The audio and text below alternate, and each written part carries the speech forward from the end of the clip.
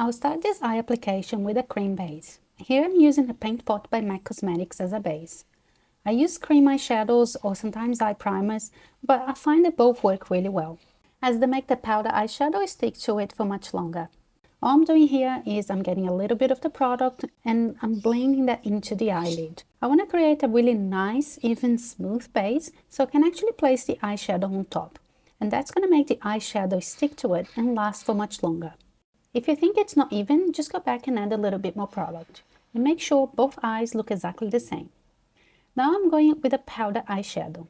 I'm starting with a fluffy blending brush using a medium shade on the crease of the eye and really blending that in. This is a really good way to start a smoky eye, especially if you're going for a darker color.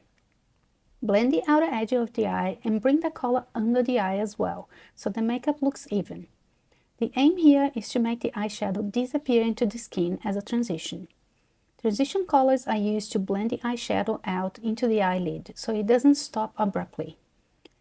When you are picking up the product with your brush, remember to tap the brush to remove the excess powder from the brush, so you don't get a higher amount of product deposited in one spot. And here we're going to do the exact same thing on the other eye. And it's important to remember to always use a blending brush to apply the transition color. By adding the same transition color under the eye, you'll also be creating more dimension and framing the eyes. Remember to blend the color really close to the lash line. Check your application as you go and make sure everything is nice and blended and it looks really even as well. Now we're going to move to a flat brush. We will be applying the darker color to the mobile lid. The flat brush is used where you want to deposit more color because it's a dense brush.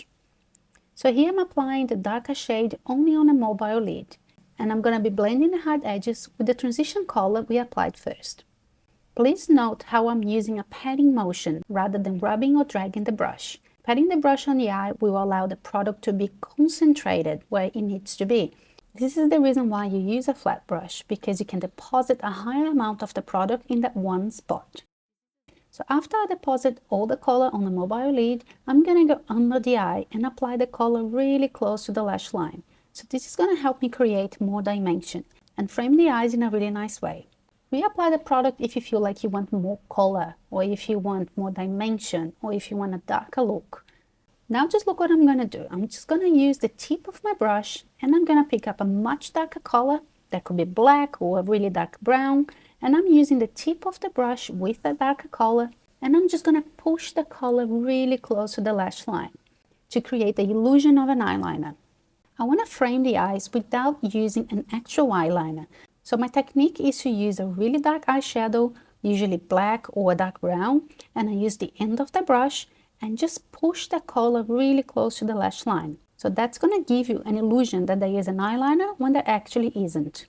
See how I place the brush right on the lash line and with a small drag movement upwards. So this way the largest amount of the pigment is placed right where the lash line is, and then by dragging it up it blends into the other colors.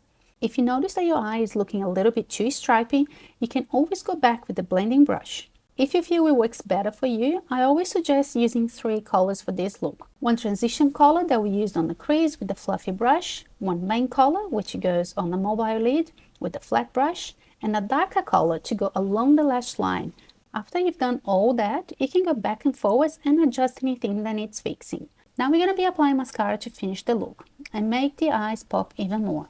Just note the way I wiggle the applicator. I go side to side because really I want to coat every single hair with that product.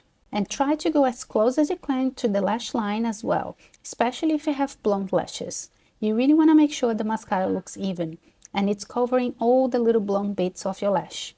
I also like to go over the top of the lashes, not only the bottom. This gives you fullness and helps the lash look thicker. And that's our 5-minute soft smoky eye. Have a look again in the mirror, check if anything is uneven, and then you're ready to go.